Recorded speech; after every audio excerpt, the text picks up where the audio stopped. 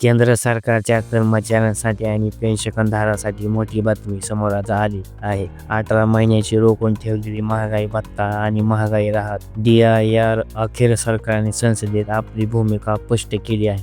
मित्रांनो, 18 महिन्यापासून रोखलेली महागाई भत्ता आणि महागाई राहत यावर अखेर कर्मचाऱ्यांसाठी भूमिका स्पष्ट केली आहे.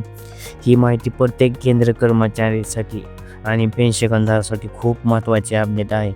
तर चला तर जाणून घेऊया ती काय अपडेट आहे कर्मचाऱ्यांसाठी आणि पेन्शनधारकांसाठी. तर 8व्या वेतन आयोगाच्या चर्चेत दरम्यान केंद्र सरकारने एक विधान केलं आहे.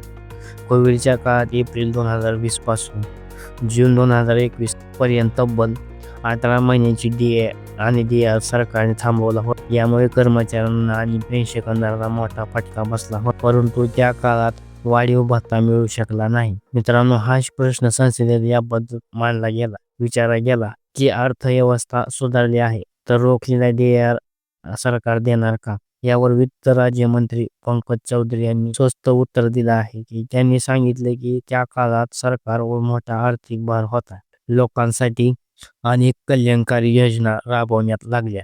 त्यामुळे महागाई भत्त्याच्या 3 हप्त्याची स्थगिती देण्याचा निर्णय घ्यावा लागला. त्यांनी स्पष्ट केलं की रोखलेला 18 महिन्याचा DIR आता देणे शक्य नाही.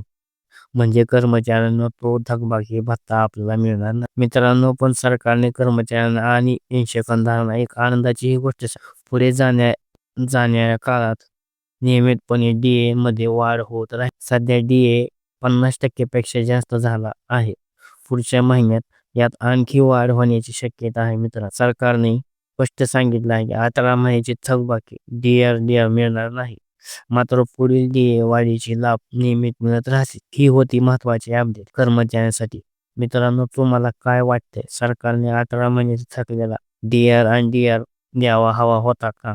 तुमचं मत नक्की कमेंटमध्ये सांगा आणि या व्हिडिओला लाईक करून तुमचं समर्थन दाखवा व कमेंट करा. अशाच अपडेटसाठी आमच्या चॅनलला सबस्क्राईब करा.